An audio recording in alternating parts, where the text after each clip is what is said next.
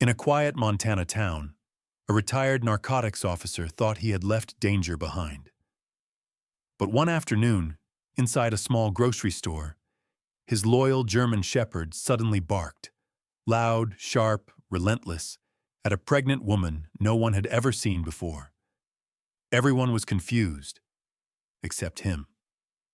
That bark wasn't random. It was a warning. Moments later, the man's instincts, the same ones that once saved lives, told him something was terribly wrong. A scent, a look in her eyes, a tremble in her hands. Something dark was hiding beneath that innocent face. And he knew. The past had found him again. When he followed her, what he uncovered wasn't just a crime. It was a human tragedy. A woman trapped, a husband in danger, and a ruthless drug ring using fear as a weapon. One man and one dog would have to stand against it all, guided only by faith, courage, and something far greater than themselves. If you believe miracles still happen, even in the darkest moments, this story will move you. Don't forget to subscribe, leave a comment, and share this story with someone who needs a little hope today. Thank you for watching, and may God bless you and your family always. The early morning fog rolled over the endless pine-covered hills of Montana, thick and pale, like a ghostly blanket laid upon the earth. The air was cold, sharp enough to bite at the skin, and the gravel road shimmered faintly with frost. A lone pickup truck moved steadily through the winding trail, its tires crunching softly against the frozen dirt. Inside sat Jack Turner, a man whose silence carried the weight of decades. At 52, Jack's face bore the map of his years, sharp lines etched from long nights and longer regrets. His square jaw was marked by a faint scar near his chin, a remnant from an undercover raid gone wrong. Salt and pepper stubble shadowed his face, and his dark gray eyes had the kind of stillness only seen in men who had stared at danger for too long. Once those eyes burned with purpose, but now they looked weary, reflective, as if he were still trying to understand what it meant to live beyond the badge. Jack had spent 25 years in Chicago's narcotics division, a career built on adrenaline, surveillance vans, sting operations, and the constant hum of fear.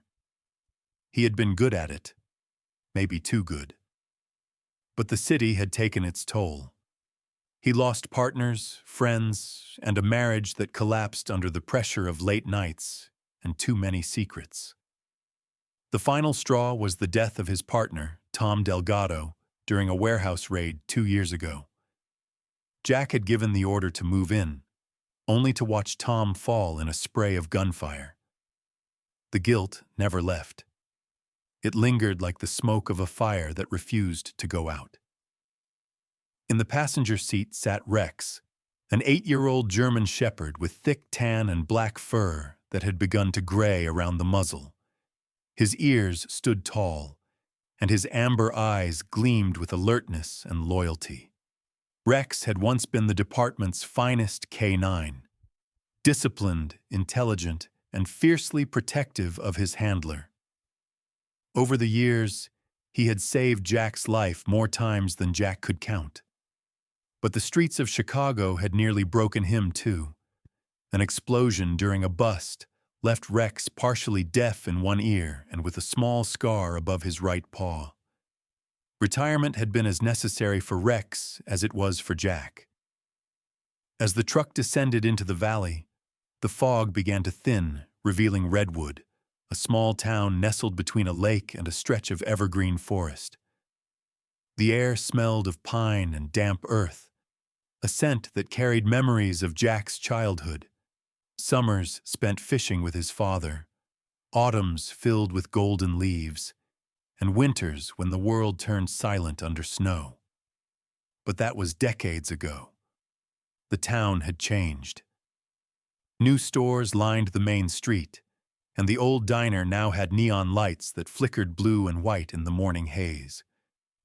Jack turned onto Birchwood Lane, where a small log cabin stood near the lake's edge. It wasn't much, just 2 rooms, a porch, and a dock that reached into the misty water. But it was quiet, peaceful. That was all he needed.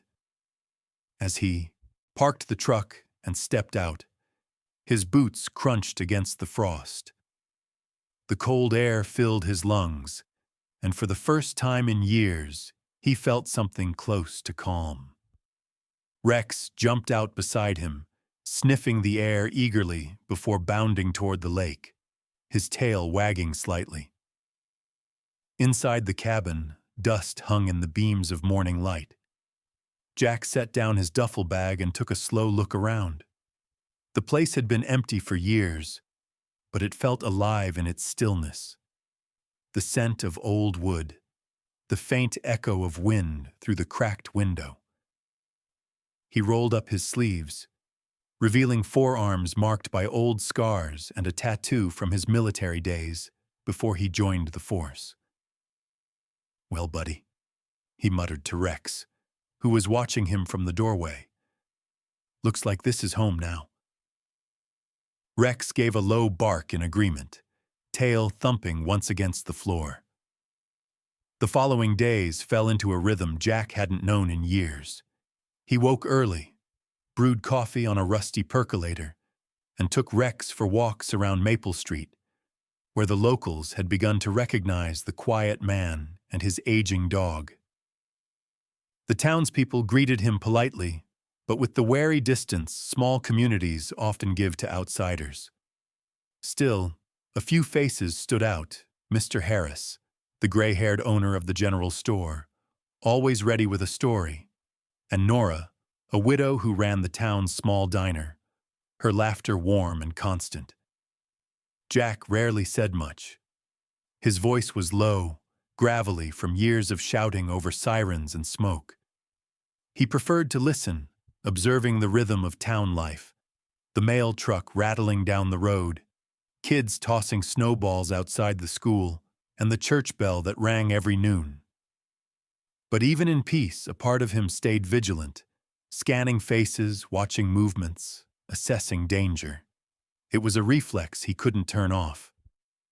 Every night he sat by the fireplace, a tumbler of whiskey in his hand, staring into the flames as Rex lay curled beside his chair. The crackling of burning wood reminded him of police radios, short, sharp bursts of static, followed by silence. Sometimes he thought he heard Tom's voice in those moments, laughing, shouting, telling him to get down. Jack would blink and the memory would fade, leaving only the whisper of wind outside the cabin walls. One Sunday afternoon, as snow began to fall lightly over Redwood, Jack drove into town to buy groceries. The sky was pale gray, and flakes drifted lazily across the windshield. Rex sat upright in the passenger seat, ears twitching. The parking lot of Redwood Market was nearly empty, save for a few trucks and a mother loading bags into her car. Jack parked, slipped on his coat, and gave Rex a gentle pat. "Stay close, boy," he said before they headed inside. Warm air greeted them as they entered the market, filled with the smell of baked bread and coffee. Jack nodded to the cashier, a young man with freckles and sleepy eyes, before taking a cart. Rex walked beside him, calm but alert. Jack moved through the aisles, picking up canned goods, a loaf of bread, and a bag of dog food. For a moment, everything felt ordinary, almost normal. But as he turned the corner into the dairy section, Rex suddenly stiffened. His ears perked, tail straight, and a low growl rumbled in his throat. Jack frowned. "Easy," he murmured, glancing around. That's when he saw her. A young woman, maybe late 20s, with long auburn hair pulled into a loose ponytail, her winter coat unbuttoned over a swollen belly. Her face was pale, beautiful in a fragile way. But her eyes, they were full of fear. She was holding a basket of groceries, but her hands trembled as if she could barely keep them steady. Rex began to bark, loud, sharp, relentless. Shoppers turned their heads. The woman froze, startled, her eyes wide. Jack immediately pulled on Rex's leash, kneeling beside him. "Rex, heel!" he commanded, his tone firm but calm. The dog hesitated, then lowered his head slightly, still staring at the woman. Jack looked up, his gaze meeting hers. For a brief moment, something flickered between them. Recognition, maybe instinct. There was something in her posture, the way she clutched her stomach protectively, that set off every alarm in his mind. "I'm sorry, ma'am," Jack said quickly, his deep voice sincere. "He's usually good with people. Must have been startled." The woman shook her head, forcing a faint smile. "It's okay," she whispered, her voice soft, tired. Jack nodded politely, guiding Rex away, though his mind was already turning over possibilities. Dogs like Rex didn't bark without reason, and this wasn't fear or aggression, it was detection.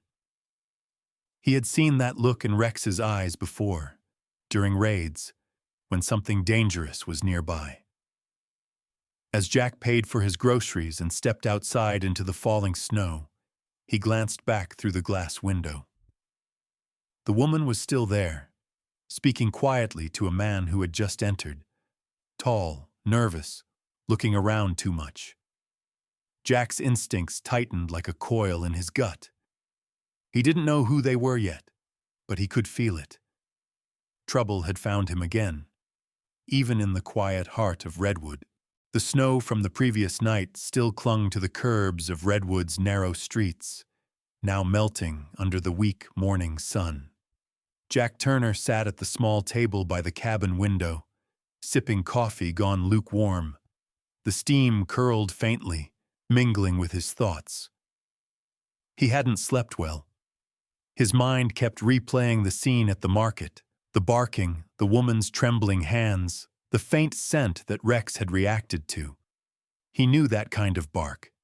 It wasn't fear, it was warning, instinct. And Jack had learned long ago never to ignore a German shepherd's instinct. Rex lay near the fireplace, his head resting on his paws, eyes half closed but alert. Every so often, his ears twitched at distant sounds, the creak of wood, the faint rustle of wind outside. Jack glanced at him. "You felt it too, didn't you?" he muttered quietly.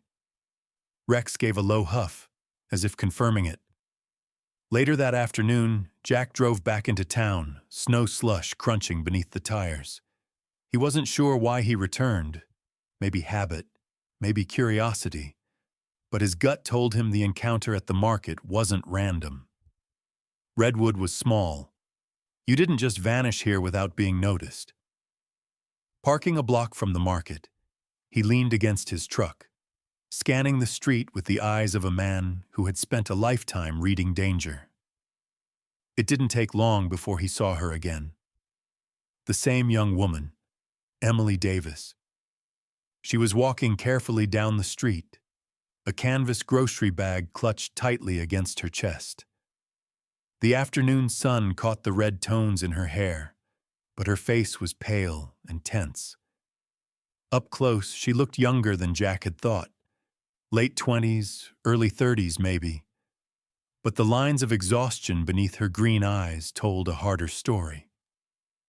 She wore a faded blue coat that was slightly too big, sleeves frayed at the ends, and her steps carried a nervous rhythm, as if each one was chosen carefully. Jack didn't move closer, just observed. His years as a narcotics detective had taught him patience. He watched as Emily approached a corner cafe and sat at an outdoor table, even though the air was still cold. Moments later, a man joined her, a tall, wiry figure in his 30s, with slicked-back dark hair and a trimmed beard. His jacket was leather, his jeans pressed, the kind of neatness that felt intentional. His name, Jack later overheard from the waitress greeting him, was Ryan Keller. Ryan's face was composed, but his movements betrayed him. The twitch of his jaw, the darting glance at every passing car. Jack recognized the type immediately. Street smart, restless, someone who had danced with trouble before. He leaned closer to the edge of his truck door, pretending to check his phone, while keeping them in sight. From a distance, their conversation looked tense. Emily's hands kept moving, gesturing in small, pleading circles, while Ryan leaned forward, speaking fast, his expression somewhere between frustration and command. At one point, he slid a small envelope across the table. Emily shook her head at first, but Ryan's look hardened. She hesitated, then took it, slipping it into her bag with trembling fingers. Jack's gut tightened. Money, a transaction, maybe something worse. He couldn't hear their words, but he didn't need to. The signs were all there. He had seen enough desperate women coerced into things far beyond their control. When Ryan stood up and walked away, his stride carried confidence, the kind born from knowing he had power over someone. Emily, however, stayed frozen for a moment before wiping her eyes with her sleeve and standing up to leave in the opposite direction. As she disappeared down the street, Jack debated his next move. He told himself to walk away, to let the local sheriff handle it if anything happened. But his mind flashed back to Chicago, the last night of the raid, Tom Delgado's final words through the radio. "We can't wait, Jack. Someone's in trouble." Jack clenched the steering wheel, his jaw tightening. He wasn't going to make that mistake again. Over the next few days, Jack began casually asking around town. At the diner, Nora, the middle-aged owner with kind eyes and a knack for gossip, mentioned that Emily and her husband had moved to Redwood just 2 months ago. "Nice couple," she said while pouring coffee. "But they keep to themselves. The husband, Mark, I think. He's been out of work. Folks say they came here for a fresh start." Jack nodded, keeping his tone casual. "Anyone ever see them with visitors?" Nora shrugged. "Sometimes. City folks in shiny cars. Don't know what business they have here, but they don't stay long." That night, back at the cabin, Jack sat in the dim light, reviewing mental notes. He wasn't sure if it was his old habits or something deeper, but he couldn't shake the feeling that the peace he'd sought was already unraveling. Rex shifted on the floor, ears twitching. The dog stood suddenly, walking to the window, nose pressed against the glass. Jack joined him, peering out into the darkness. Nothing, just the faint shimmer of the lake and pine trees swaying under the moonlight. Still, something felt off. The next morning, Jack decided to take a walk through the outskirts of town, where small rental houses stood near the old mill road. He knew the pattern. People in trouble tended to hide on the edges.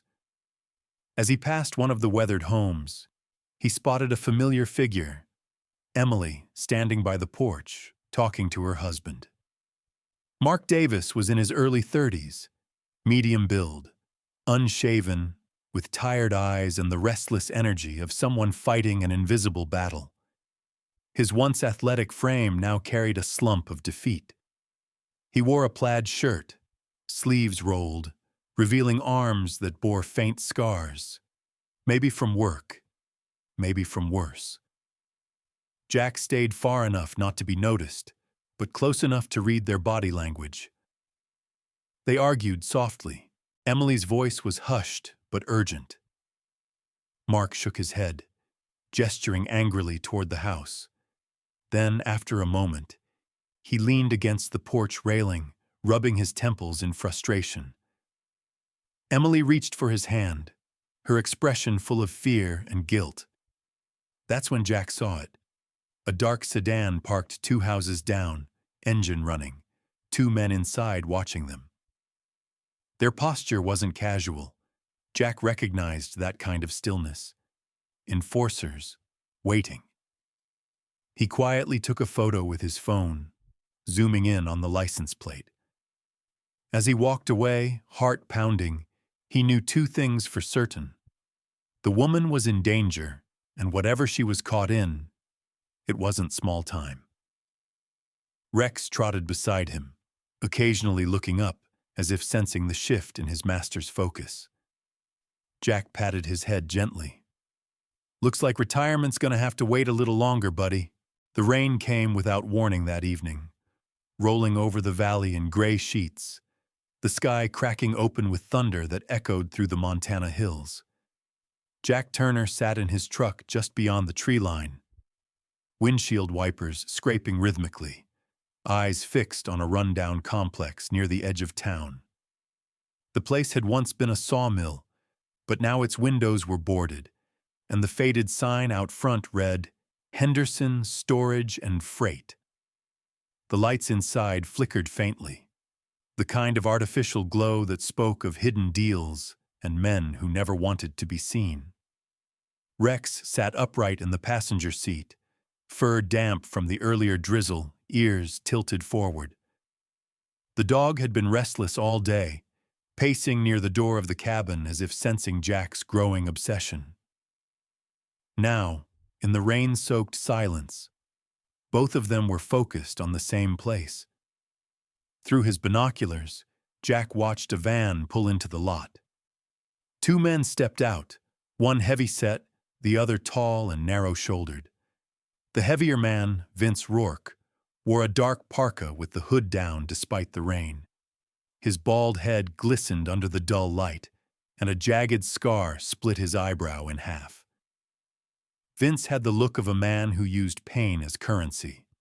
His movements were confident, deliberate.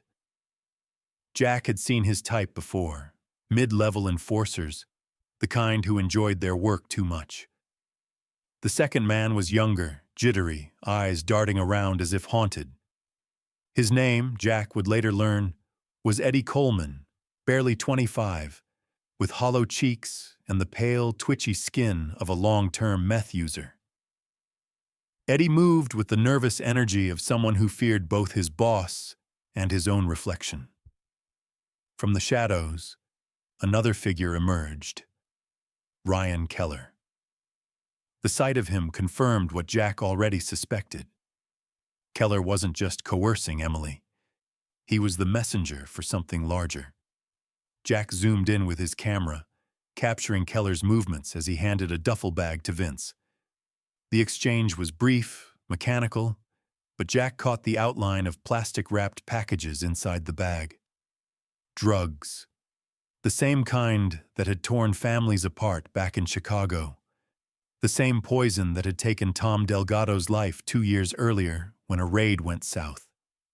Jack felt his pulse tighten, memories bleeding into the cold present. He turned the camera slightly, scanning the area, and that's when he saw her. Emily. She stood near the back door, her coat soaked, arms wrapped around herself. Her face was ghostly pale, and her expression was one of terror and resignation. A man behind her, tall, broad, wearing a denim jacket, shoved something into her hands. A small metal container, sealed tight. Jack zoomed in, heart pounding. He knew that look. They were using her as a mule. Jack whispered under his breath, "Damn it, Emily." Rex gave a soft growl, sensing his frustration. Jack reached into the glove compartment, pulling out a small camera drone he'd modified during his years in the Force. One of the few relics he'd kept. He powered it up, its tiny lights blinking blue. "Let's get proof," he muttered. He guided the drone through the rain, keeping it low between trees. It hovered near the warehouse's broken window, capturing every move inside. But then something went wrong. The drone's light reflected off a wet metal beam, a flash too brief for most eyes, but enough for one of the guards near the door to notice. The guard, a rough-looking man named Mick Donnelly, early 40s, with a long beard and a limp that made his gait uneven, stepped out into the rain, squinting into the dark. He had been a former Marine, dishonorably discharged after a violent incident overseas.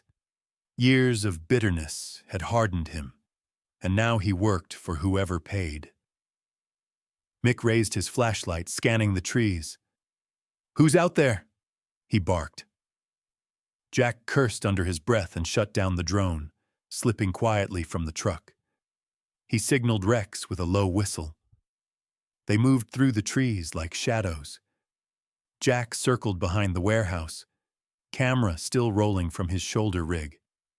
The rain masked his footsteps, but his shoulder ached with every movement, an old injury that had never healed right. He peeked through a crack in the siding just as Keller shouted something from inside, voice sharp over the storm. "You tell Mark Davis he's got 48 hours. If he doesn't deliver, his wife goes down with the shipment." That was enough. Jack's jaw clenched. He turned to retreat, but Rex suddenly stiffened and growled low. Too late. A flashlight beam swept across them. Mick's voice erupted behind the light. "Hey, who the hell?" Gunfire split the air. Jack ducked, grabbing Rex by the collar as bullets shredded bark around them. He returned fire once, catching Mick's shoulder, then sprinted deeper into the woods. More gunmen spilled from the warehouse, Keller among them, shouting orders. The chase was on. The forest came alive with chaos. Thunder boomed overhead, rain poured harder, and the forest floor turned slick with mud. Rex leapt over fallen logs, guiding Jack through the darkness. Two men caught up behind them, one fired wildly, missing in panic. Rex lunged, teeth flashing in a blur, tackling the gunman and dragging him down. Jack spun, fired a single shot. The second man dropped. But as he turned to flee again, a searing pain tore through his left shoulder. The impact spun him sideways, sending him crashing into the mud. He gritted his teeth, biting back a groan. Blood soaked through his jacket. "Go, Rex!" he shouted. The dog barked once, circling protectively. Jack forced himself to stand, pressing a hand against the wound. The rain washed crimson down his sleeve. Somewhere behind them, Keller's furious voice echoed through the forest. "Find him! I want him alive!" Jack stumbled forward, Rex at his side, deeper into the trees. The pain was blinding, but his mind stayed sharp. He had the footage. He had proof. If he could make it out alive, maybe he could still save Emily and take down the men who had brought their poison to his hometown. When the lights of the warehouse finally disappeared behind them, Jack collapsed against a tree, chest heaving. Rex stood guard, ears perked, growling softly into the dark. Jack whispered hoarsely, "They won't stop, boy. Not now." His voice hardened, a spark of steel beneath the pain. But neither will we. The night sky over Redwood was a churning sea of clouds, restless and dark, the kind that swallowed the stars whole. Rain dripped steadily from the pine branches, tracing thin silver lines across the forest floor. Jack Turner crouched behind an old fallen log, one hand pressed against his bandaged shoulder, the other gripping a small radio transmitter. The pain was sharp, pulsing, but he ignored it. Rex lay beside him, alert, chest rising and falling steadily, his fur still damp from the storm. The dog's amber eyes flicked toward every rustle in the shadows, loyal as ever, unflinching. Jack whispered, "Easy, boy. They'll come soon." After escaping the warehouse, Jack hadn't dared return home. He knew too well how these operations worked. Once you're spotted, they burn your trail clean. They would have sent men to his cabin by now. Instead, he drove into the mountains, found cover near an old ranger station that had been abandoned for years, and set up camp. His shoulder wound was bad, but he had stitched it himself with trembling hands and the precision of a man who had done worse in darker times. Now he needed help. He reached for the satellite phone in his coat and dialed a number he hadn't used in nearly 5 years. After 2 rings, a voice answered, low and steady. "Agent Miller." Jack closed his eyes, exhaling. "It's Turner." There was a pause. "Jack Turner? Holy hell, I thought you were done with this life." Miller's voice carried surprise mixed with respect. Jack could picture him even without seeing. Agent Samuel Miller, early 40s, tall, broad-shouldered, with the calm authority of someone who had learned to lead under pressure. His hair had gone from dark brown to streaked gray at the temples, his jawline clean-shaven but perpetually tense. Jack had trained him back in Chicago, taught him everything about reading suspects, watching patterns, and never trusting appearances. Miller had been one of the best, sharp, loyal, and fearless, but also someone who believed in rules more than instinct. That made them different, and it was why they hadn't spoken since Jack's retirement.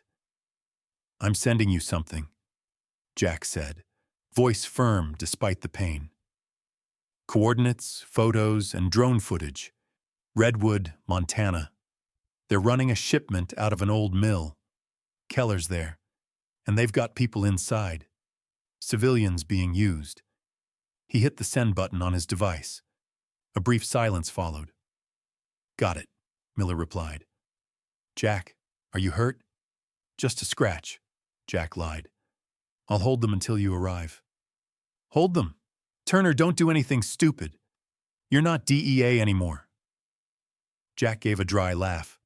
"Neither's Rex, but we still get the job done." He ended the call before Miller could argue. The quiet returned, filled only by the steady patter of rain and the hum of wind through the trees. Jack leaned back, breathing through the pain, his mind running through contingencies. The men at the warehouse would know he'd escaped with evidence. They'd trace his signal sooner or later. The trap had already begun to set itself. By midnight, headlights flickered through the trees. Jack raised his binoculars, catching sight of 3 SUVs rolling down the dirt road. Black, tinted, the kind used by men who preferred shadows to laws. At least 6 armed figures emerged, flashlights cutting through the dark. Among them was Keller, his face pale under the rain, shouting orders. Beside him walked Vince Rourke, the scar across his brow catching the light. They were hunting. Jack whispered to Rex, "We stay quiet until we can't." The dog stayed still, muscles coiled like wire. When the first man approached their position, sweeping his flashlight across the brush, Jack waited. The beam passed, then returned. A split second later, Jack fired once. The man dropped. Chaos exploded. Shouts filled the air, bullets slicing through branches. Rex bolted forward, barking fiercely, darting between trees, drawing fire away from Jack. Jack returned shots from cover, his training taking over, controlled, precise bursts. "Fan out! He's bleeding somewhere!" Keller's voice roared. Jack crawled to higher ground, his left arm numb from blood loss. He spotted Keller's group advancing and hurled a small flash grenade he'd salvaged from his old gear. The forest erupted in white light. 2 men screamed, blinded. Rex lunged at one, tackling him hard, jaws locking onto his forearm. Jack fired again, dropping another. But for every man that fell, 2 more appeared. Then, through the chaos, Jack heard it. The distant whine of engines. He looked up. Red and blue lights shimmered faintly through the trees, growing brighter. Miller had come. Moments later, the night was torn apart by sirens, shouting, and the bark of automatic weapons. DEA tactical units poured in, surrounding the clearing. Keller's men panicked, scattering. One of them, Eddie Coleman, tried to flee toward a truck, but Miller caught him first, slamming him to the ground. "DEA, don't move!" Miller shouted, his voice echoing through the storm. Keller, cornered, turned his gun toward Jack. "You think you can walk away again, old man?" he snarled. Jack, barely standing, aimed his pistol with shaking hands. Before Keller could fire, Rex lunged, knocking him sideways as a shot rang out. The bullet grazed Jack's temple, slicing a shallow line of blood, but Keller went down hard, Rex's weight crushing him. Jack stumbled, vision swimming. Miller rushed forward, grabbing his old mentor before he fell. "Jesus, Jack," Miller said breathlessly. "You should have waited." Jack gave a weary smile. "And let you have all the fun." As the team cuffed Keller and secured the area, lightning illuminated the soaked landscape, a grim stage now littered with spent shells and shattered branches. Rex stood beside Jack, panting heavily, muzzle speckled with mud. The rain washed the blood from Jack's shoulder. The wound reopened, but his eyes alive with defiance. For the first time in years, he felt the same fire that had once defined him. Not vengeance, but justice. Dawn broke quietly over Redwood, Montana, the mist curling above the lake like soft breath against the morning air. The chaos of the night before had given way to an uneasy calm. The sirens were gone, the shouts silenced, leaving only the sound of wind brushing through pine needles. Jack Turner sat on a hospital bed near the window, his shoulder wrapped in clean bandages, the scent of antiseptic hanging faintly in the air. He looked older now, tired, worn, but there was a steadiness in his expression, the kind of peace that came after finally laying ghosts to rest. Rex was curled at the foot of the bed, asleep but alert even in dreams, one ear twitching every time footsteps echoed down the hall. His fur had been washed clean, revealing again that noble mix of black and tan, though the faint scar on his paw was a reminder of battles past. The door opened, and Agent Samuel Miller stepped in, still in his tactical vest, face streaked with the residue of the night's rain and gunpowder. His eyes softened when he saw Jack awake. "You look like hell," Miller said, pulling a chair closer. Jack gave a dry smirk. "I've had worse mornings." Miller chuckled, shaking his head. He set a folder on the bedside table. "Keller's in custody. Vince and the others are being processed. The drugs were traced to an interstate network running through 3 states. You just cracked one of the biggest distribution lines in the Northwest." Jack looked out the window, voice calm. "I didn't plan to. Just didn't like seeing good people trapped in someone else's mess." A nurse entered briefly, a woman in her 40s named Linda Brooks. She was tall, with auburn hair tied neatly under her cap, and the kind of firm gentleness that made her both respected and feared in the ward. "You shouldn't be up so soon, Mr. Turner," she said, checking his vitals. "You lost a lot of blood." Jack smiled faintly. "I've been through worse." Linda sighed, jotting something on her clipboard. "You ex-cops are all the same. You think pain is optional." But when she turned to Rex, her tone softened. "He hasn't left your side all night. I had to bribe him with a piece of ham just to change your dressing." Jack's eyes glimmered with affection. "That's my partner," he said quietly. Miller leaned back, folding his arms. "You know, you could have just called me before charging in there like it was 1998. Jack shrugged. "You would have said no." "You're damn right I would have," Miller replied. "But you saved lives. Emily and Mark are safe now." He opened the folder and slid a photo across the table. Emily, pale but alive, sitting beside her husband in the holding area. Mark's talking. He gave us the full rundown. How Keller's crew used debt to trap small-town families into moving product. It's bad, Jack. Real bad. Jack studied the photo for a long moment, the light catching in his gray eyes. People like them don't stand a chance against monsters like Keller. I just gave them one. The door creaked again, and Emily Davis entered slowly. Her face was drawn, but there was strength in her posture now.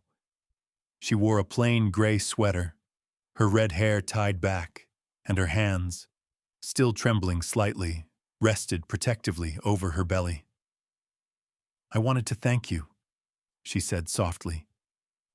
Jack shifted, wincing at the pain in his shoulder. You don't owe me thanks. Just stay clear of people like Keller. Emily's eyes filled with tears. If it weren't for you and Rex, I wouldn't be standing here. My baby wouldn't have a chance. She bent down, gently resting a hand on Rex's head.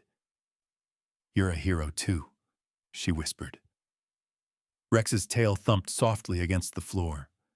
Miller stood, giving Jack a look halfway between respect and exasperation. You always had a way of finding trouble, he said. Jack smirked. I call it luck. Miller extended a hand. Whatever it is, I'm glad it's still working. They shook hands firmly. We'll handle the rest from here, Jack. You've done enough. Jack watched him go, the sound of Miller's boots fading down the hall. By noon, the clouds began to part, sunlight spilling through the hospital window. Linda returned one last time to check his bandage.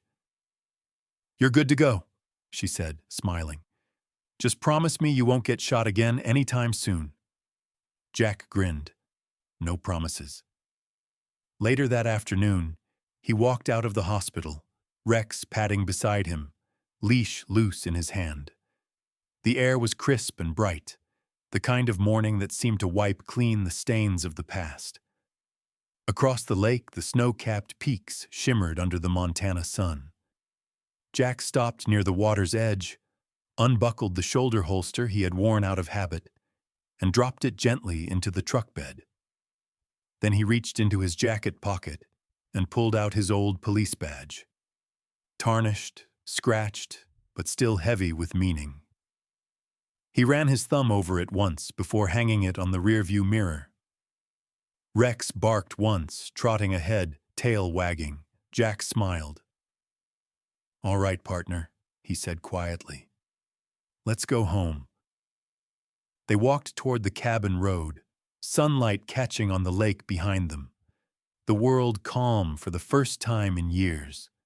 The storm had passed. In the sky and inside Jack's heart. Sometimes, miracles don't arrive with thunder or light from the heavens. They come quietly, through ordinary people doing extraordinary things. Jack Turner wasn't an angel, and Rex wasn't just a dog. But on that cold Montana morning, something divine touched their lives. The kind of grace that happens when courage meets compassion, and when a broken man chooses to protect instead of turn away. Maybe that's what God's miracles really look like. Not shining in the sky, but walking beside us in the shape of loyalty, forgiveness, and love. Every sunrise is a new chance to begin again, to right a wrong, to be someone's small miracle. If you believe that faith still lives in the simple acts of kindness, in a loyal friend, a brave heart, or a second chance, then take a moment to share this story. Leave a comment telling us what miracle you've witnessed in your life, or the person who gave you hope when you needed it most.